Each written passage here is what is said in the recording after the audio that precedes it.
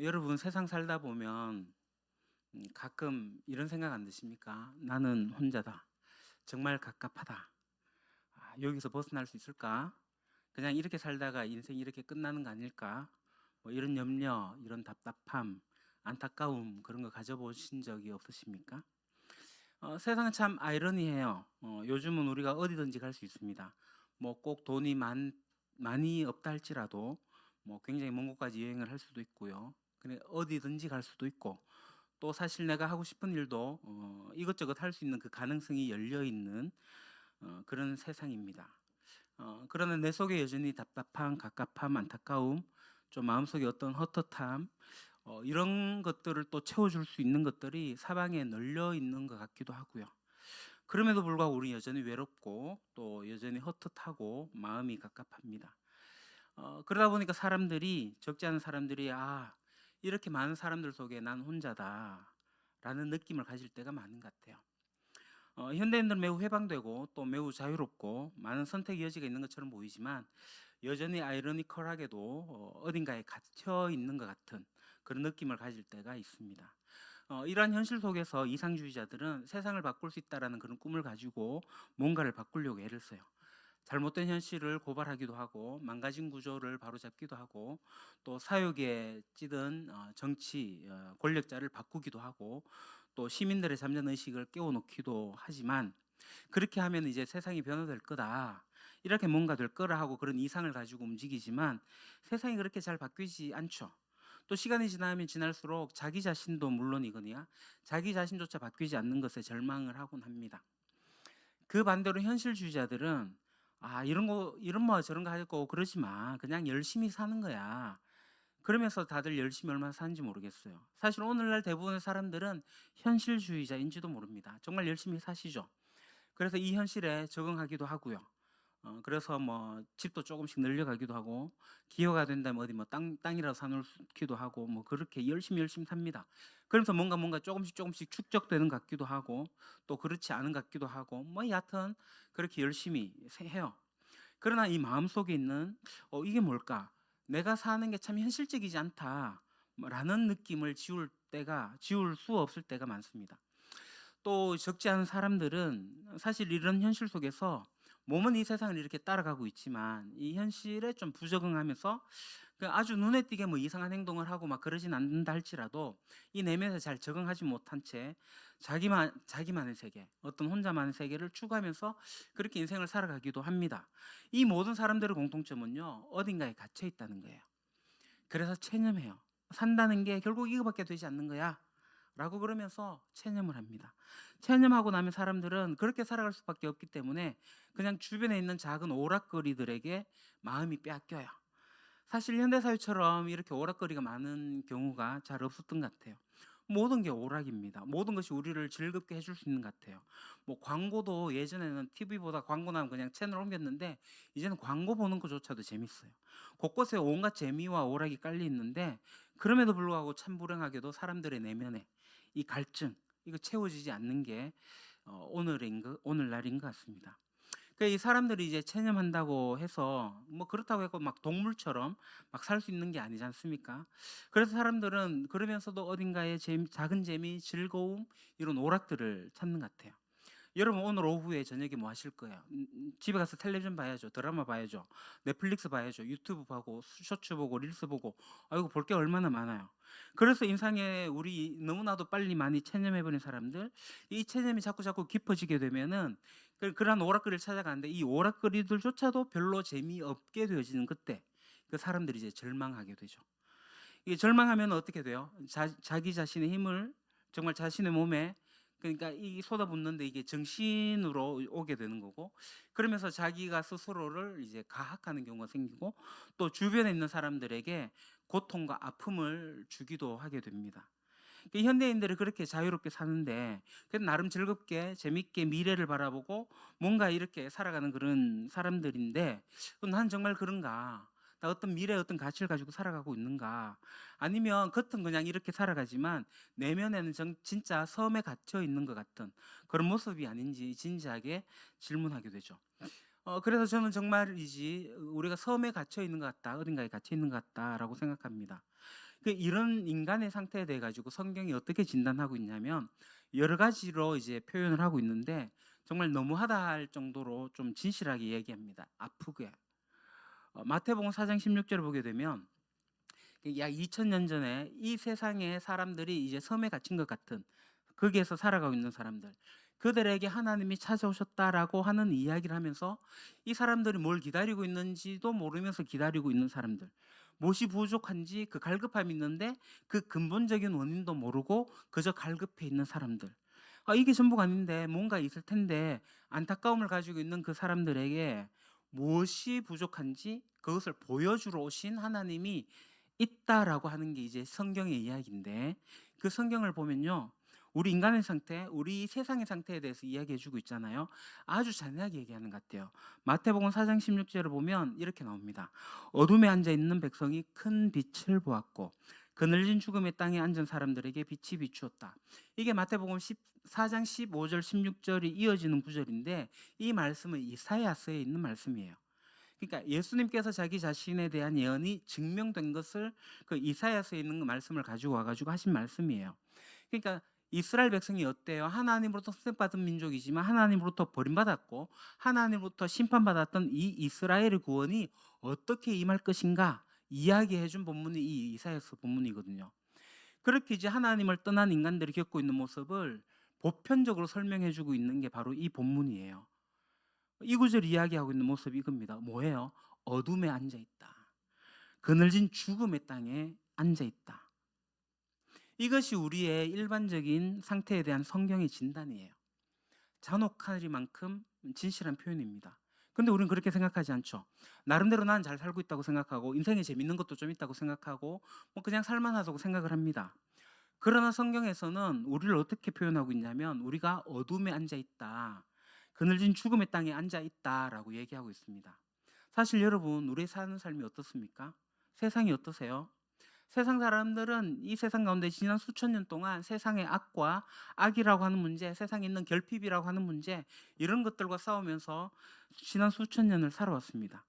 그 수많은 싸움들을 통해 가지고 그나마 우리들이 조금 더 잘 살게 되는 어떤 진보를 이룬 것 같아요. 그 악과 싸웠던 수많은 사람들의 고귀한 싸움에 정말 박수를 보내게 됩니다. 어떤 사람들은 교육을 발전시키기도 했고 문화를 창달하기도 했고 경제 구조를 바꾸기도 했고 사회 조직을 바꾸기도 했어요. 온갖 방법을 다 했습니다. 참 고귀한 일이에요. 그러나 그렇게도 안타깝게도 수많은 시도를 했음에도 불구하고 여전히 이 세상에는 해결되지 않는 기본적인 문제들이 있다라는 거예요. 특히 이제 경제 시스템이 많이 발달됐죠. 저는 자본주의만한 시스템이 없다라고 생각을 하고 우리 인류가 만들어낸 최고의 시스템이라고 저는 생각을 하지만, 물론 그렇지 않다고 생각하는 사람이 있긴 하지만 지금까지 인간들이 만들어 놓은 이 시스템 속에서 제대로 그 작동을 하게 되면서 우리에게 들어오는 것은 뭐냐 하면은 세상의 빈곤 문제는 더욱더 심각해지고 있다는 거예요. 그 여러 학자들이 이야기하고 있습니다. 세월이 지나면 지날수록 극빈층은 더욱더 늘어나게 될 거라고. 이 지구의 절반이 굶주리고 있다고. 그러니까 이런 이야기를 들으면 우리는 과장처럼 느껴집니다.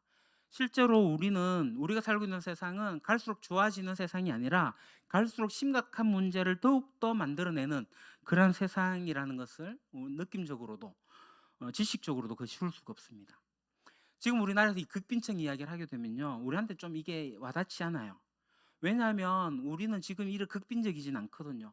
당장 굶어 죽을 상황에 처해 있는 사람들이 없어요.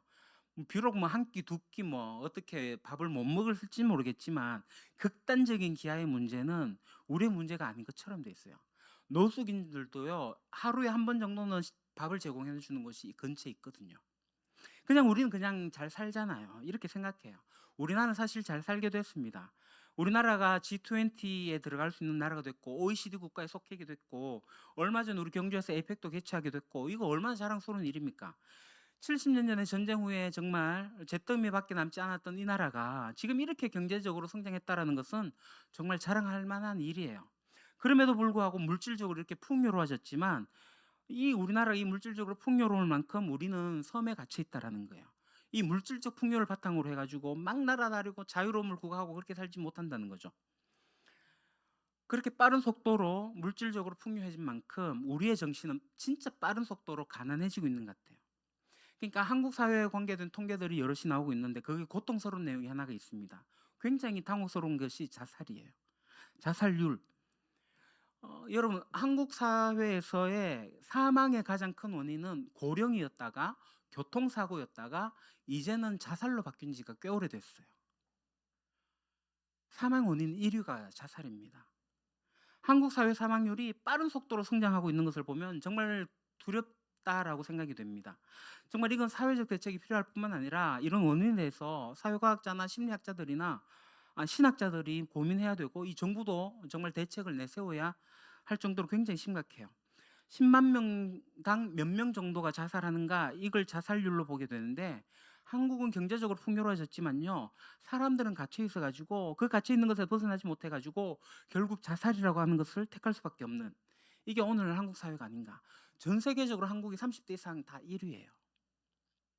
우리를 더더욱 괴롭게 하는 건 뭐냐 하면은 한국 사회 자살률 중에서도 가장 많은 비중이 이제 늘어나게 되는 게 바로 청소년들이에요. 아이들이에요. 여러분 우리나라 잘해요. 잘 살아요. 뭐 게임을 하면 아시안 게임 2등도 하고요. 올림픽에서도 10위권 안에 들어가려고 하고요. 뭐 밖에 나가면요. 백화점에 물건 쌓여 있고요. 텔레비전만 켜면요. 온갖 재밌는 것들 속에서 계속 그런 것들이 흘러나와요. 인터넷, 스마트폰에 보면요. 우리가 없는 게 없다라고 느낄 만큼 우리에게 주어지고 있는 것들이 많은 것 같아요. 그럼 그것이 우리에게 자유를 가져다 주고 행복을 가져다 주는 것 같지만 그렇지 않다는 거 우리가 알고 있잖아요. 그것이 우리의 근본적인 문제를 해결해 주지 못할 뿐만 아니라 이 한국이라는 사회, 세계에서도 정말 유일하게 드물게 슬픔과 아픔을 가지고 있는 이 나라인 것 같아요. 그게 우리나라인 것 같습니다. 그래서 제가 이 섬에 갇혀 있다라고 하는 말이 과장은 아니에요. 그럼 이러한 상황 속에서 성경이 어떤 답을 제시해 주고 있는가? 지금부터 2000년 전에 이스라엘은 정말 이렇게 앞뒤가 꽉 막혀 있는 정말 소망이 없는 섬에 갇혀 있는 유배되어 있는 것 같은 그런 답답한 현실이었어요. 그 답답한 이스라엘 백성들에게 예수님께서 오셔서 말씀하시기를 이 말씀이 오늘 임하였다라고 하시면서 하신 말씀이 바로 이거예요. 아까 읽었던 어둠에 앉아있던 백성들이 큰 빛을 보았고 그늘진 죽음의 땅에 앉은 사람들에게 빛이 비추었다. 성경의 답변은요 빛이었습니다. 빛은 물론 상징적입니다. 이 빛이 무엇을 의미하는지 우리는 다 알고 있습니다. 바로 예수 그리스도시죠. 그러니까 앞뒤가 꽉 막혀 있는 상황, 정말 섬에 유배되어 있는 것 같은 상황, 더 이상 소망이 없고 더 이상 어떤 가능성이 없어 보이는 그런 안타까운 현실 속에서 예수님이 오셨단 말입니다. 사람들이 뭘 기다리지도 모르면서 기다리고 있고 뭐가 부족한지도 모르면서 부족한 게 뭔지도 모르고 있으면서 뭔가 부족해하고 있는 그런 상황에서 하나님께서 방문하셨다는 거예요. 그게 기독교의 메시지입니다.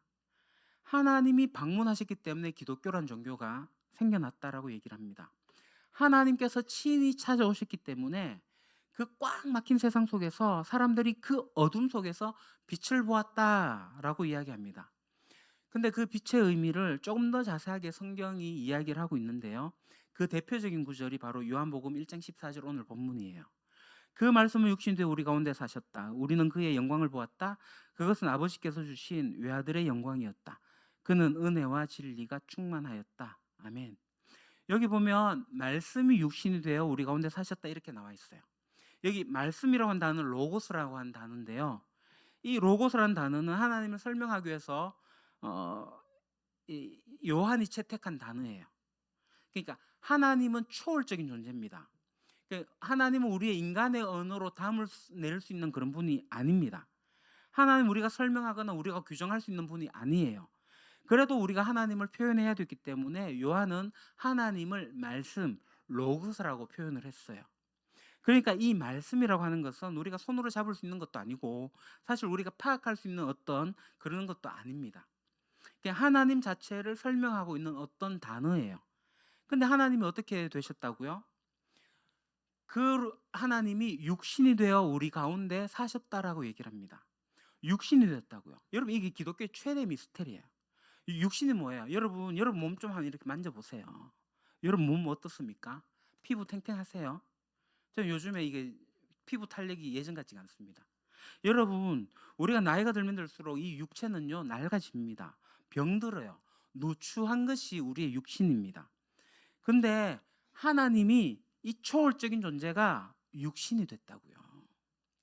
이게 기독교가 얘기하는 표준입니다. 스탠다드예요. 이것은 우리가 이해할 수 있는 성질의 문제가 아니죠.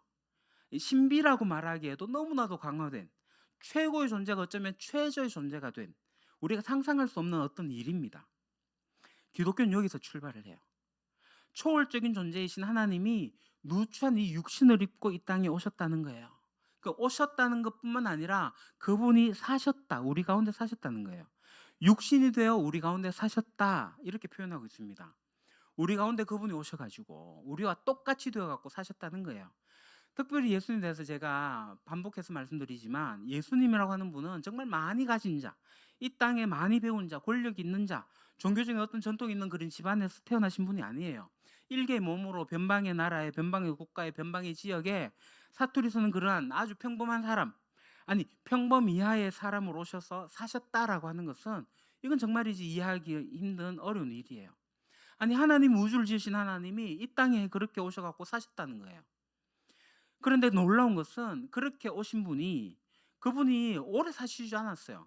고작 3년이라고 하는 짧은 세월을 그 자신을 이 세상에 노출시키셨고 그렇게 죽으시고 이제 사라지셨는데, 그 3년 동안 사람들이 그분에 대해서 어떻게 이야기하고 하냐면 그분에서 그의 영광을 보았다.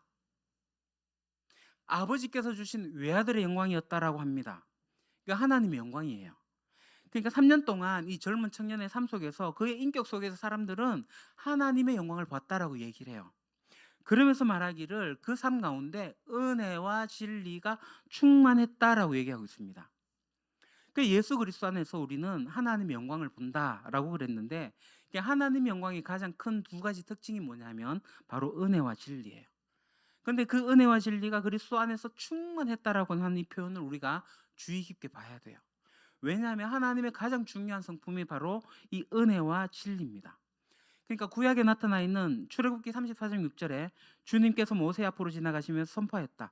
주는 자비롭고 은혜로우며 노하기를 더디하고 한결같은 사랑과 진실이 풍성한 하나님이다.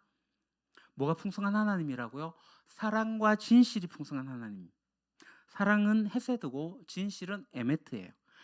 하나님의 가장 중요한 특징이 바로 사랑과 진실이에요. 근데 요한복음 1장 14절에서는 그리스도 안에 뭐가 충만하다고요? 은혜와 진리가 충만하다고요. 물론 히브리어로 헤세드, 에메트라고 하는 이 히브리어와 헬라어 카리스와 알레데이아라고 하는 이거는 똑같은 단어는 아니지만, 그러니까 요한복음 1장 14절은 구약 전체에서 이렇게 흘러내려오고 있는 하나님의 가장 중요한 특성인 사랑과 진리가 바로 예수 그리스도 안에서 충만하게 되었다는 것을 보여주고 있는 단어가 은혜와 진리예요. 여러분, 우리 인간이 어떻게 하나님을 알 수 있습니까? 우리 인간은 하나님을 알 수가 없어요. 하나님이 우리에게 먼저 자신이 오셔가지고 우리에게 얘기해 주지 않으면 우리는 하나님을 알 수 있는 존재가 아닙니다. 그런데 하나님께서 이 땅에 오셨기 때문에, 이 땅에 방문해 주셨기 때문에, 우리의 섬으로 갇혀있는 이 섬으로 찾아오셨기 때문에 우리가 그분을 알 수 있게 된 거예요. 우리는 하나님을 더듬어서 알 수가 없습니다. 그래서 인간은 절망적인 거예요. 그렇기 때문에 우리는 섬이라고 하는 거예요. 근데 이 절망 가운데 있는 우리들에게 하나님께서 직접 찾아오셨다는 거예요. 인간이 되어서 오셨다는 거예요. 여러분, 이게 진짜 사실이라면 우리에게 얼마나 큰 기쁨입니까? 예수님이 이 땅에 오셔가지고 3년밖에 살지 않으셨고 그 속에서는 하나님의 영광이 가득했고, 그래서 사람들 속에서 진리와 은혜가 충만한 것을 보게 해주셨는데, 그래서 우리가 하나님이 어떤 분인지를 예수님 통해서 보게 된 거죠. 그렇게 이렇게 하나님의 방문을 받아들인 사람들이 2000년 전에 있었기 때문에 2000년 전에 교회가 시작이 된 거예요. 여러분, 교회는 시작될 수 있는 종교 사회적인 구조가 없었어요. 지도자는요 3년밖에 가르치지 않았고요, 젊은 청년은 지나지 않았고요, 그냥 사라져 버렸어요. 십자가 형틀에서 그냥 죽어져 버렸다고요. 그를 추종했던 추종자들은 어부였고 거의 당시 외인으로 불리는 세리였고 이런 사람들이었습니다. 그리고 정신이 나갔다가 돌아온 여자였고 이런 사람들이 예수의 제자였어요. 뒤에서 이를 지지해 줄 수 있는 종교적 기반도 없었고 종교 권력도 물론 없었습니다. 그런데 이들이 왜 기독교라고 하는 인류 역사에서 너무나도 고귀한 종교를 만들어냈었나요? 어떻게 된 거예요? 이들이 이구동성으로 고백하는 것은 그들이 하나님의 방문을 받았다라는 겁니다. 그들이 평범한 인생이었지만, 고통과 좌절과 아픔이 있는 인생이었지만 자신들이 예수님의 방문을 받았다는 거예요. 예수님을 만났다라는 거예요. 그 예수는 그냥 성인이 아니라, 현자가 아니라, 자신의 마음을 어루만져줬던 어떤 상담가가 아니라, 병을 고쳐주는 의사나 요술쟁이가 아니라 그분은 하나님의 아들이었다고. 그분은 하나님이었다고 고백하는 초대교회의 일관된 고백들입니다. 하나님이 우리를 방문하셨다. 그래서 그들의 인생이 바뀌었어요.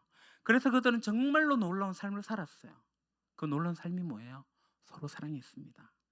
모든 어려움들을 극복하며 사랑했어요. 모든 편견을 넘어가기 시작했어요. 민족적인 편견, 유대인과 헬라인, 이방인 편견을 없앴고요.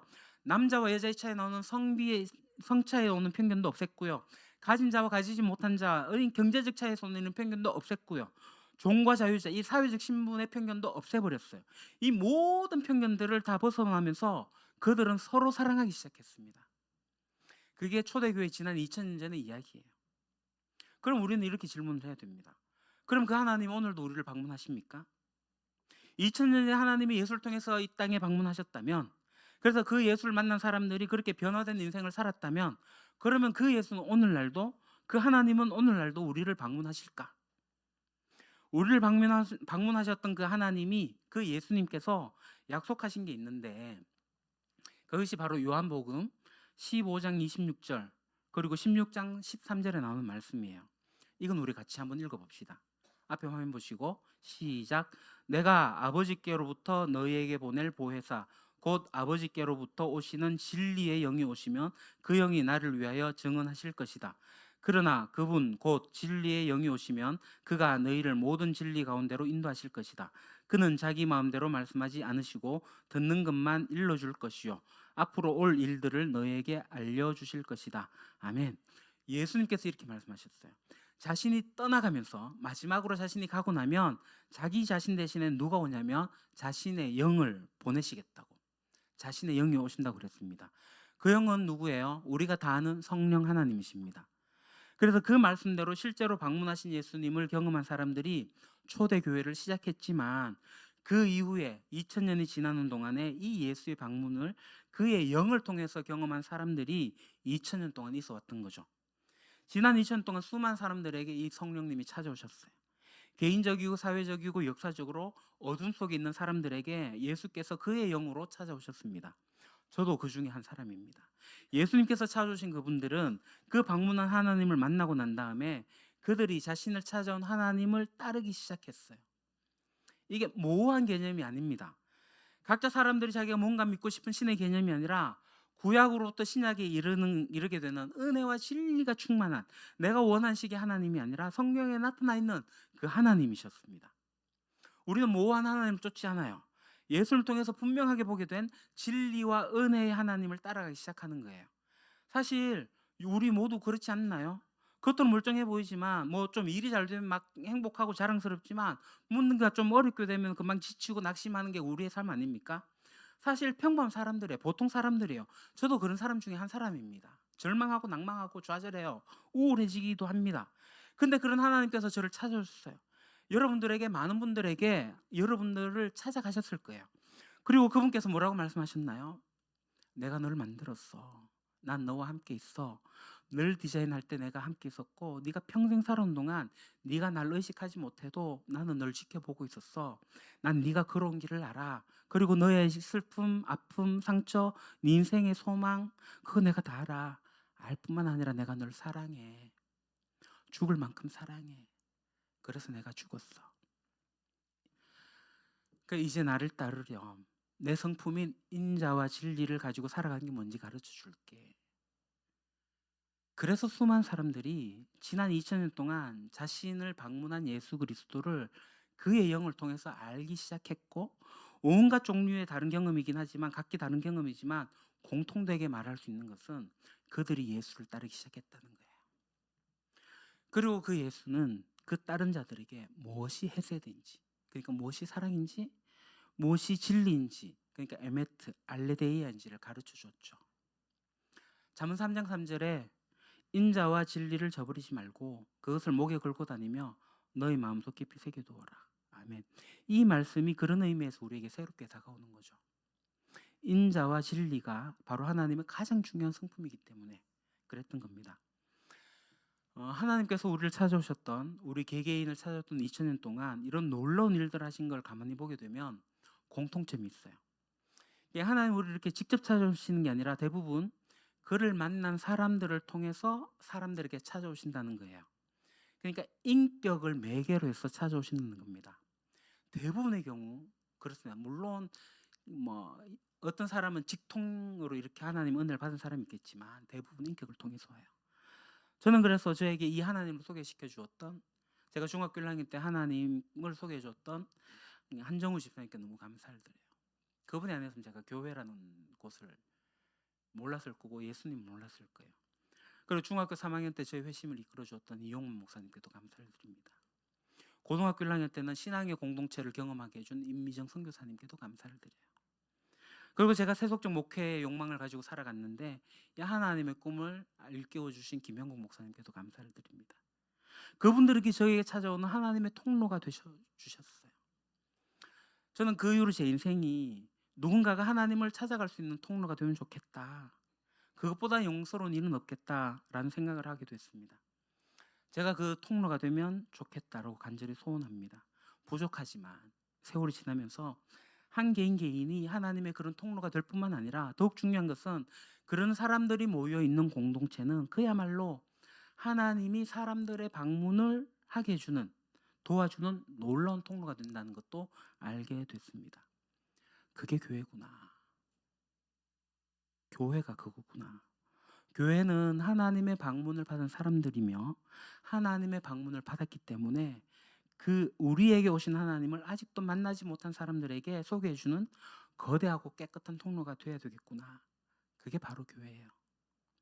사랑하는 우리 유림교회 가족 형제자매 여러분, 여러분 혹시 섬에 갇혀 있진 않습니까? 오늘 저녁에 뭐하고 놀지? 날 재밌게 해줄 오락거리가 뭐가 있지? 거기 없으면 너무나도 허무한, 또 너무 헛헛한 그런 삶을 여러분 살고 있지는 않습니까? 물론 사는 거 재밌어야 돼요. 쉬는 것도 괜찮습니다. 그것이 문제가 아니라 내가 지금 섬에 갇혀 있기 때문에 여기 계신 분들, 하나님 정말 인간을 방문하셨다면 주의를 기울이셔야 됩니다. 그 섬에 갇혀가지고 안타깝게 구원을 기다리고 있는 우리를 향한 하나님의 구조의 손길인지도 모르기 때문에 그렇습니다.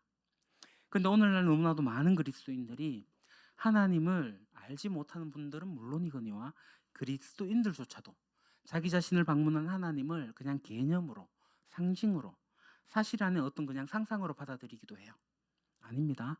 성경의 하나님은 역사 속에 실제로 개입하셨다고 말씀하시고 그분은 오늘도 우리에게 찾아오신다고 말씀하십니다. 저는 우리 유림교회 모든 분들이 실제로 우리를 찾아오신 그분을 만나고 반응하고 그분을 따라갈 수 있게 되기를 바랍니다. 교회를 오래 다니는 거 그거 자랑 아니에요. 그분을 진실로 따르는 것이 우리의 자랑이 되어야 하기 때문에 그렇습니다. 그리고 우리 가운데 예수에 대해서 조금이라도 이제 관심이 있는 분이 있다면, 내 삶이 예수로 인해서 좀 더 가치 있게 되기를 바란다면 여러분들이 주의해야 할 거고 정말 집중해야 할 분은 바로 예수 그리스도라고 하는 분입니다. 정말 예수님이 중요해요. 왜냐하면 그분의 주장에 따르면요, 그분은 우리를 찾아오신 하나님이기 때문에 그렇습니다. 우리 인생이 고달플 수 있습니다. 늘 섬에 갇혀서 살 수가 있습니다. 그러나 만약에 우리를 방문하신 하나님을 제대로 만난다면 우리는 그 삶을 벗어나 그 섬을 벗어나 참된 자유의 삶을 살기 시작하게 될 겁니다. 우리 모두가 다 같이 그 길을 걸어갈 수 있기를 간절히 소원합니다. 기도하겠습니다. 아버지 하나님, 하나님의 놀라운 사랑에 감사를 드립니다. 은혜와 진리가 충만하신 하나님이 오늘 우리들 삶 가운데 오셔서 예수를 통해서 보여주신 그 삶을 우리가 경험하기를 소망합니다. 예수를 따르는 자 되게 하시고 예수를 따르는 가운데 우리를 통하여 은혜와 진리가 드러나 보이도록, 세상 사람들이 하나님의 방문을 알 수 있도록 귀한 통로가 되어지는 저희들의 삶이 되기를 소망합니다. 함께 교회를 이루고 공동체를 이루어 우리만 잘 살 게 아니라 이 세상 가운데 하나님이 어떤 분이신지, 하나님의 나라가 어떠한 것인지 드러내 보이는 우리 교회 되게 하옵소서. 예수님 이름으로 기도합니다. 아멘.